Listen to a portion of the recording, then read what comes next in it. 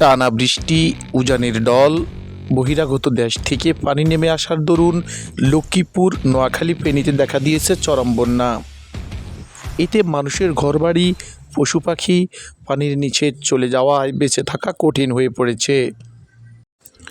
গরিব, অসহায়, খেটে খাওয়া বন্যা আক্রান্ত মানুষের দুর্বিষহ জীবনের কথা চিন্তা করে তাদের পাশে দাঁড়ানোর লক্ষ্যে কিছু শিক্ষার্থী তরুণ উদ্যোগী হয়ে গড়ে তুলেছেন স্বপ্নময় মানব কল্যাণ সংগঠন।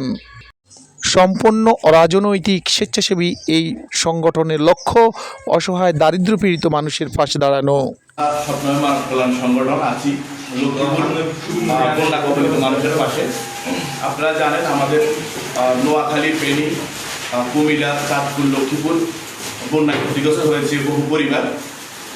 তো আমরা নিজেরও বন্যায় ক্ষতিগ্রস্ত হয়েছি, তারপরেও আমরা আমাদের লক্ষ্মীপুরের মানুষের সাথে আমরা কাজ করে যাচ্ছি। আমাদের সংগঠনটি একটি স্বেচ্ছাসেবী, একটি সামাজিক এবং একটি অরাজনৈতিক সংগঠন। আমরা লক্ষ্মীপুর জেলার মানুষের জন্য সবসময় চেষ্টা করে যাচ্ছি কিছু না কিছু করার জন্য। সংগঠনটি চেষ্টা করছে সাধ্য অনুযায়ী বন্যা পীড়িত মানুষের পাশে দাঁড়ানো, শুকনা খাবার ও ঔষধ বিতরণের মাধ্যমে। হোক রোদ, হোক বৃষ্টি, হোক বন্যা, হোক তুফান, যে কোনো পরিস্থিতিতে আমরা থেকেছি লক্ষ্মীপুরের মানুষের পাশে। আমরা চেষ্টা করি ইনশাআল্লাহ সারা বাংলাদেশের মানুষের জন্য কাজ করতে। আপনারা শুধু আমাদের জন্য দোয়া করবেন, আমাদেরকে সহযোগিতা করবেন। আমরা আছি, আমরা যতটুকু পারে আমাদের সামর্থ্য অনুযায়ী আমরা লক্ষ্মীপুর তথা বাংলাদেশের যে কোনো প্রান্তে কাজ করতে চাই।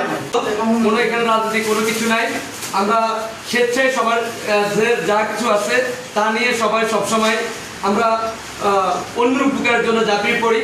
আমাদের সাধ্যমতো আমরা চেষ্টা করি।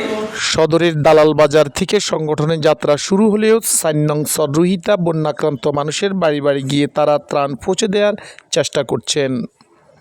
সংগঠনের অন্যতম পরিচালক ইব্রাহিম খান শান্ত সহ ফরহাদ হোসেন কাকন, মিনহাজুল ইসলাম, প্রান্ত সাকিব, হোসেন আহমদ আবির, বেল্লাল হোসেন রকি, নাইমুর রহমান, ফজলে আলাহি বিজয় ও রাকিব হোসেন প্রমুখ। লক্ষ্মীপুরের বন্যা পরিস্থিতি আপনারা দেখতেছেন। আসলে মানুষ লক্ষ্মীপুরের যে বন্যায় আটকা পড়ে আছে সেটি আপনারা দেখতেছেন। একটা বাড়ির পরিস্থিতি, একটা বাড়ির স্থানীয় বন্যা পীড়িত মানুষের পাশে দাঁড়াতে সংগঠনের সাথে যে কেউ যোগাযোগ করার বিনীত অনুরোধ জানিয়েছেন সংগঠনের কর্তা ব্যক্তিরা।